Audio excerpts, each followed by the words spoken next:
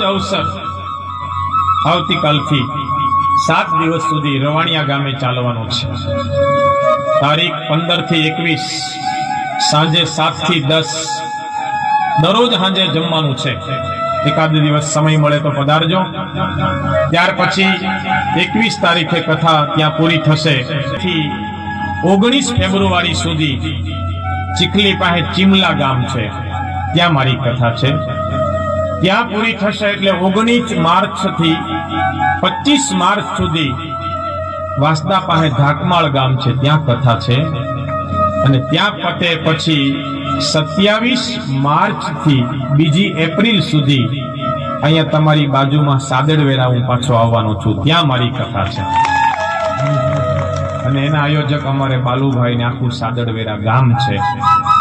એ કથાનો પણ લાભ આપણે લઈશું। એનો પણ ટાઈમ સાંજે જ છે, કારણ કે દિવસના તો આપણે બધા કામ પર જાય જો કોઈ આવે નહીં, પછી અમારે થાંભલાની કથા કરવી જ થાય। એટલે તમે આવો તો અમને મજા આવે। એટલે તમે બધા પોતપોતાનો કિંમતી સમય કાઢીને અહીંયા આવ્યા। એવી જ રીતે જ્યારે જ્યારે સમય મળે ત્યારે આપ રવાણિયા છે અથવા તો અહીંયા સાદડવેરા છે, આપ બધા પધારજો।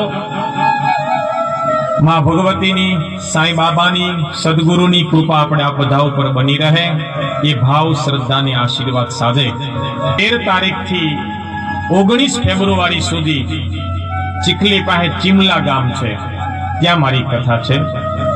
ત્યાં પૂરી થશે એટલે 19 માર્ચ થી 25 માર્ચ સુધી વાસદા પાસે ધાકમાળ ગામ છે, ત્યાં કથા છે।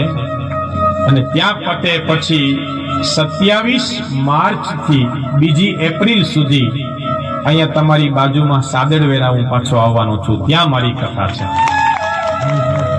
અને એના આયોજક અમારે બાલુભાઈ ને આખું સાદડવેરા ગામ છે। એ કથાનો પણ લાભ આપણે લઈશું। એનો પણ ટાઈમ સાંજે જ છે, કારણ કે દિવસના તો આપણે બધા કામ પર જાય જો કોઈ આવે નહીં, પછી અમારે થાંભલાની કથા કરવી જ થાય। એટલે તમે આવો તો અમને મજા આવે। એટલે તમે બધા પોતપોતાનો કિંમતી સમય કાઢીને અહીંયા આવ્યા। એવી જ રીતે જ્યારે જ્યારે સમય મળે ત્યારે આપ રવાણિયા છે અથવા તો અહીંયા સાદડવેરા છે, આપ બધા પધારજો। માં ભગવતીની, સાંઈ બાબાની, સદગુરુની કૃપા આપણે આ બધા ઉપર બની રહે એ ભાવ શ્રદ્ધાની આશીર્વાદ સાથે